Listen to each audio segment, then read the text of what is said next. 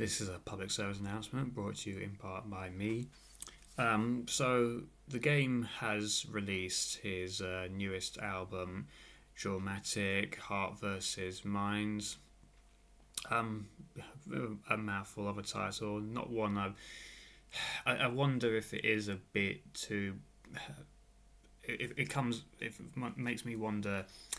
It makes me feel like it's a bit more pretentious than deep. But anyway, I'm not going to review the album, owing to the fact that it is 31 tracks. Now, this game has kind of had a bit of a precedence of long albums in the past. Certainly, the previous album, Born to Rap, was 25 tracks, from what I remember. Um, but that was billed as his final album, his retirement album, so it made sense to put several tracks on there, even if it all in all could have done with a bit of trimming. Documentary 2 was technically two albums, 2 and 2.5, both full length albums as well. About 20 songs roughly, or 18, around that kind of amount each. But again, with it being released as a sequel to documentary, 10 years celebration, it made sense to feature a lot of tracks, and the majority of them were well done. So again, even if they could have done with a bit of trimming, we weren't too mad at that amount of music being released. But yeah, with this, 31 is quite excessive given how recent it's been since the last album. It was only the end of 2019 the previous album came out, so this retirement did not last long at all. With the documentary 2 albums, there had been a bit of a gap between albums, proper albums being released as well, so again made a bit more sense for that amount of material to be put out, in a way.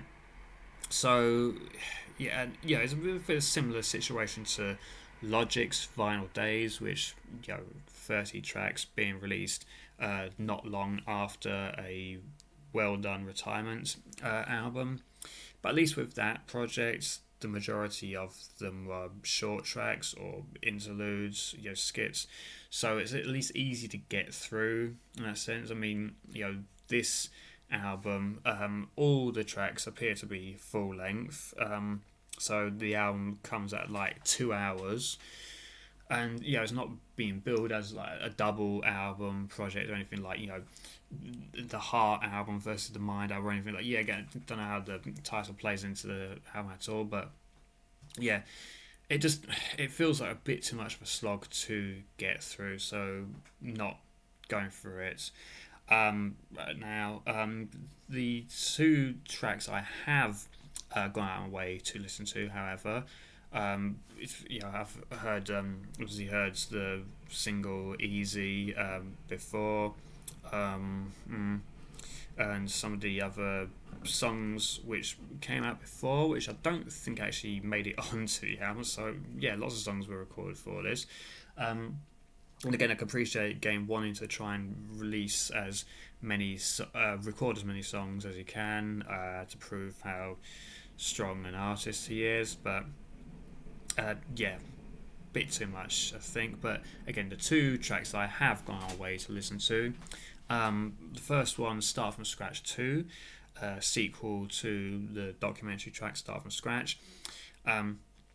Famously written, performed with Game being inebriated to try and get more raw emotion out of him, more honesty in his lyrics. A similar tactic employed for the Doctor's Advocate with the title track, and I think there was a recent one he did that as well on Born to Rap or the documentary albums, the documentary 2 albums. I'm pretty sure there was another song where he did that, but anyway, doesn't appear to do that for this song. This one appears to be a sober recording, which I suppose, given the reflective nature of the track, is a way to kind of show, that he can reflect on things in a sober manner as well. So as at this point in his life, kind of makes a bit more sense to have full clarity over things.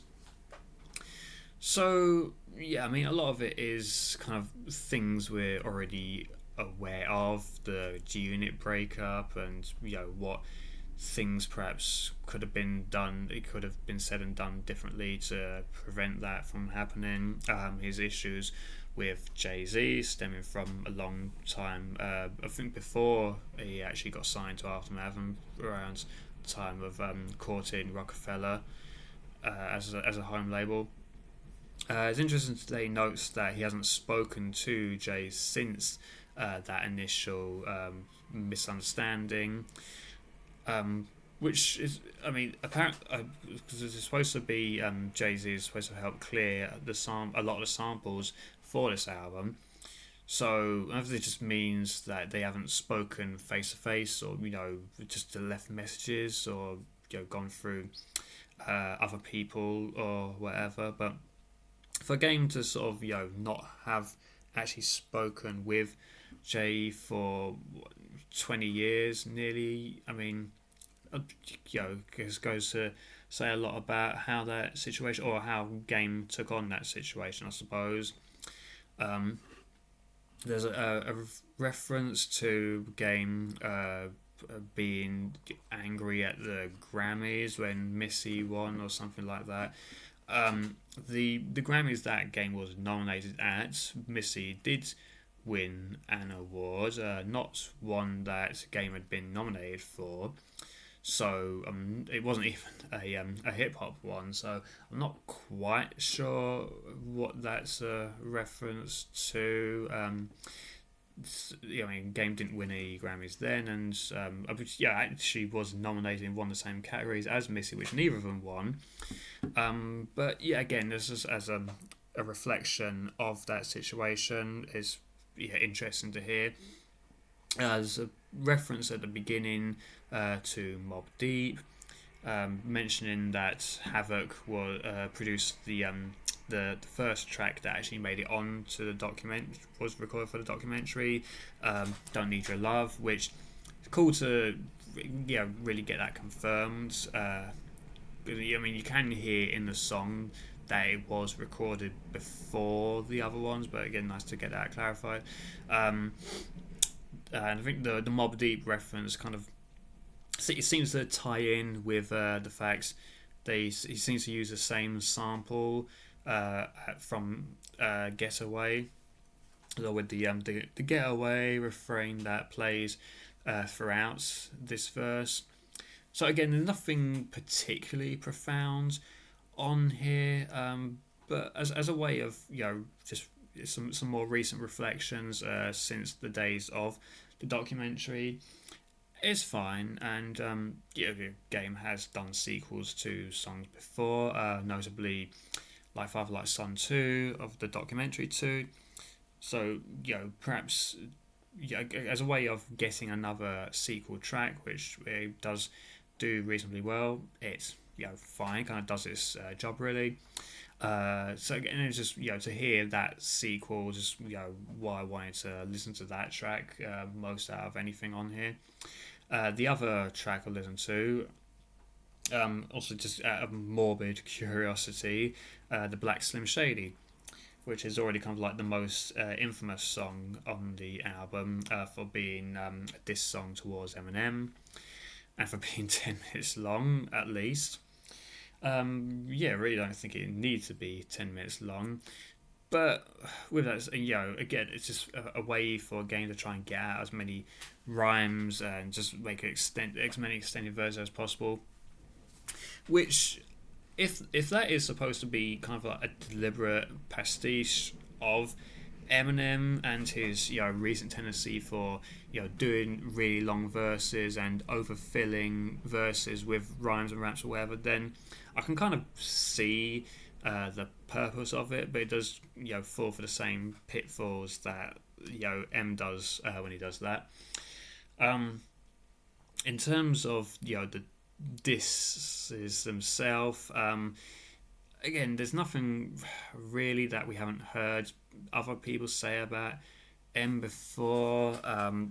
Just the culture appropriation argument, which for Game to try and make at this point is a bit tired. When people have been saying this for years, and pointing out M's hip hop inspired dress sense, and surround himself with lots of black friends. I mean, take whatever you will from these arguments, but they're not exactly original.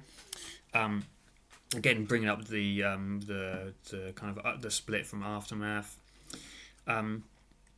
which it takes a lot of the fallout with himself, 50, Jimmy Iovine, Dre.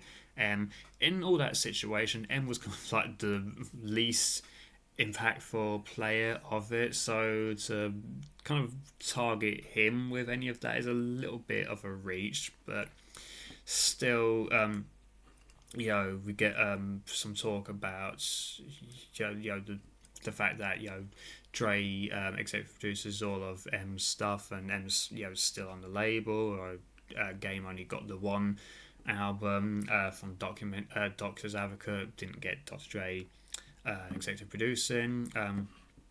So it sort of mentions it's a bit difficult to pick track at points where Game is it kind of switches between first and third person. It's difficult to tell who exactly he's talking about at certain points, where he's talking about himself or M or someone else.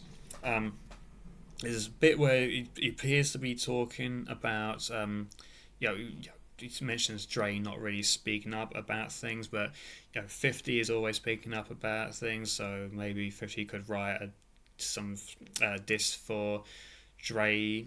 I don't think he would suggest of 50 writing for M, but anyway. And I mean, again, these arguments do have a bit of 50 does have a tendency to speak up quite a lot in beefs and situations, not too dissimilar to Game, if we're being honest. But yeah, there's a bit of fire there. It's the ghostwriting thing also seems to be a bit of a with the constant discussion about 50 writing for Game on documentary. Game tried to fight back with saying he wrote some stuff for Get Rid of Die Trying, which I don't think has been proven at all. Unfortunately, this again, not to say anything about 50 or Game as writers, but at that time, Game wasn't as good a songwriter as 50 was, and 50 had a bit more practice with that, which is why he was brought in to help with the documentary. Writing the choruses and things, and in fact, the same day this track dropped, there was a demo of 50 demoing Higher for Game, which was released. Perhaps not completely coincidentally. So you can hear on that where 50 the bits which 50 has written, again, just bits of the hook and a couple of lines which appear to pass off to Game and kind of influence the style of the track as well. So no one's kind of saying that 50 wrote the entirety of the songs for Game, but yeah, just bringing this argument into the diss towards M feels a bit bizarre. There's we get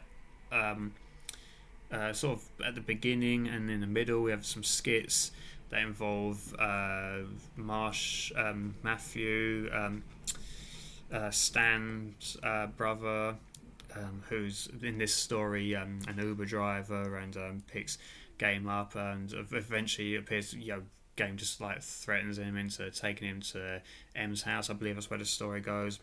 It was ironic because has since released obviously the sequel to Stan with Stan's brother driving to M's house to kidnap him. But I mean, Game mentions as well that 11 albums M's released and he only listens to one of them in his car, so clearly he hasn't ever listened to any of the recent stuff. But I mean, again, with this whole mention of not listening to M and not thinking that M's that great, mentioned that M isn't played in the hood or the clubs or whatever. Again, different styles for different people, and yes, M isn't a huge club rapper or a huge street rapper, so you wouldn't be likely to hear him in those areas. Not you necessarily hear Game like that these days so much. I mean, again, it depends where you are. But obviously, M has a bit of a more a different audience than perhaps Game would. And other hip hop artists, and I'm sure Game doesn't rank M as high as some of his other favourites, Dre, Tupac, Biggie, Nas, all those kind of artists, Andre 3000, whoever. But he certainly was a fan of M's. I mean, perhaps just the first few albums. If it's just like, and I don't think it's just the Marshall Mathers LP, which he appears to be implying here. I'm sure it was, some of the other early albums and stuff as well, about the time until they became label mates. Considering, again, how many pastiches Game makes to Stan, Lose Yourself, My Name Is, the whole Black Slim Shady goes, make herself seem as crazy as Slim Shady, which he does kind of capture in a way, in his own way. You can kind of see it as Game's interpretation of Slim Shady. But again, nothing quite comes across. There are good rhymes in there and some generally quite amusing bits. There's Game making reference to the 60 Minutes Anderson Cooper trying to rhyme orange. M did.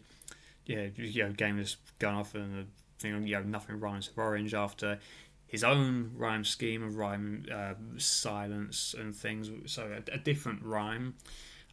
Which again, I'm not sure if that's supposed to be deliberate or not. It's a bit difficult. Game is quite over the place on this track, so it's not always easy to tell exactly what he's on about.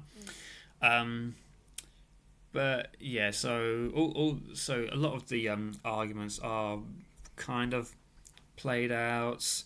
The end goal does appear to be just to have M to respond to Game, which just appears to be his goal at the moment, considering for years he was quite open about not wanting to have a feud with M and staying out of the feuds, any feuds with M or anything like that. So this does appear to just be a last minute kind of, not cry for help so much, but it's just the fact that all this apparent ammunition that's been storing up for 20-25 years, it just doesn't wash.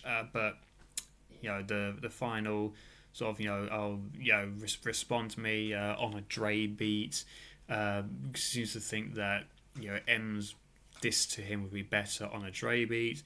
No, I feel like Dre's beats necessarily work well with that, with M's kind of diss style.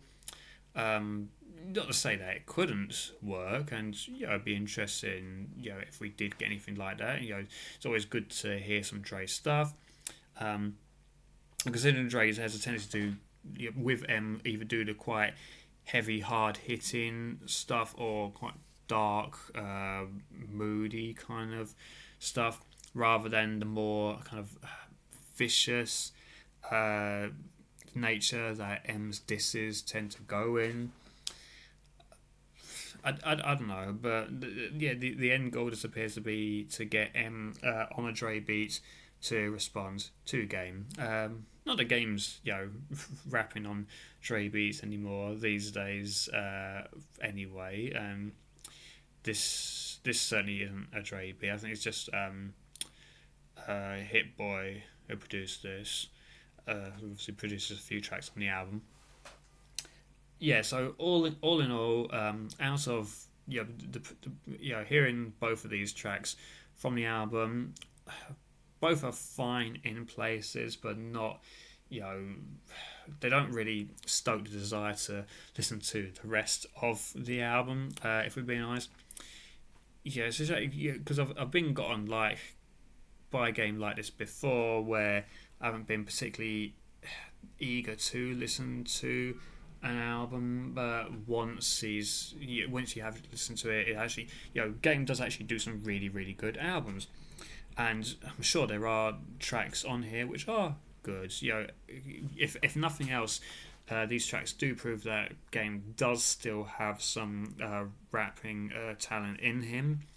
Uh, I just don't know if it's enough to warrant doing a huge album like this. If I decide to go for any of the rest of it, I mean, you will be the first to know.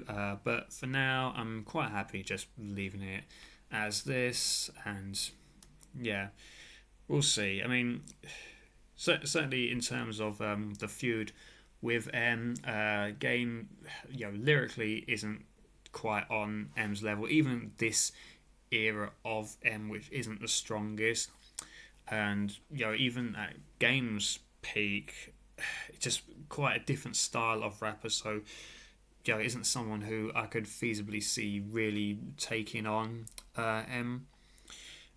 Sorry, Game, but as great as you are, it just wasn't ever gonna happen. Um, and this track does at least have a little bit of a glimmer of how how well Game could have gone up against M, but if that was kind of like the best shots that Game had over a huge 10-minute track of about 2,000 words of not really saying that much. What else can we take from it? Really, it's fine, but it's not great, and certainly not among Game's best work. But yeah, if I do get round to doing any more of this album, if ever, then yeah, you'll hear it on here. But that's it for now. So see you around for future things.